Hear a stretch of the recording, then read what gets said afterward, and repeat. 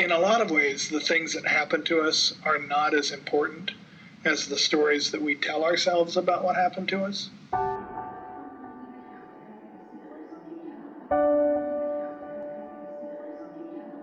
For the longest time, the story that I told myself about who I was a connection to my grandparents.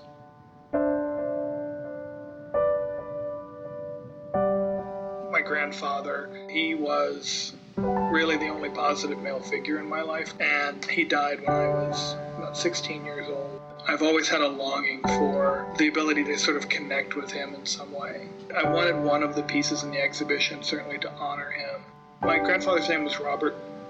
Everybody called him Bob, so there's a fun little, play on words there. He was a builder. He had a plumb bob, and I remember playing with that as a toy as a child and him explaining to me how it was used and what it was for. So I thought that that was just a really good reference, especially given my role as a sculptor and as a maker. That knowledge that I gained working with him on the farm was really important to my work and who I am today.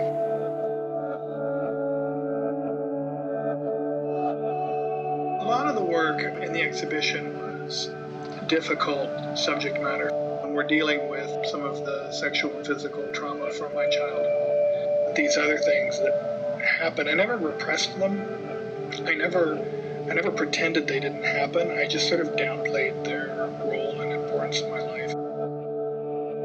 And when presented with this opportunity to show in this venue, I had to face the fact that this was the time to make this work.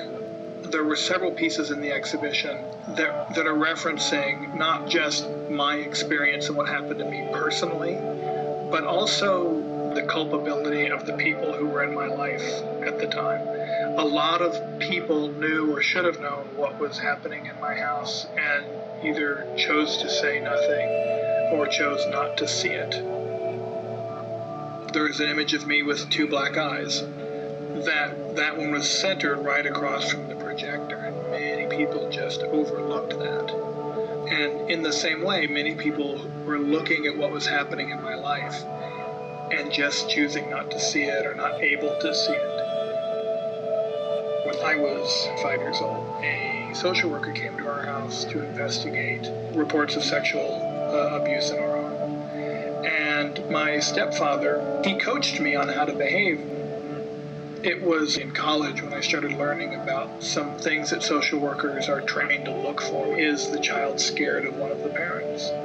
I realized why he was coaching me. I recreated that specific memory and had the little red sneakers to represent me. The flowers and the vacuum cleaner are both references to Jeff Koons' work. The vacuum is referencing my mother. I wanted her to be at that table. I wanted her presence to be acknowledged, that she was there for all of that. The vacuum cleaner is disconnected and it's looping back on itself. My mother was a very self-involved woman and ineffective, much like that object is on the table. And the flowers are wilting. That was a very intentional choice. There are references that are very specific. Most of the viewers, they look at it and then walk away and not really get it.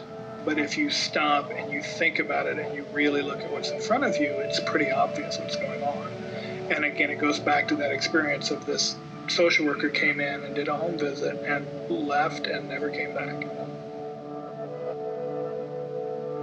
The reason that I wanted to make this body of work and to have this conversation was because these things are happening in our society and we're not talking about them.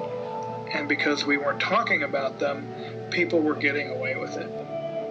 We are a product of our experiences, and these issues and these things that happen to us, good and bad, impact our lives every day. I had come to terms with these issues and needed to accept who I was and these events roles in my life.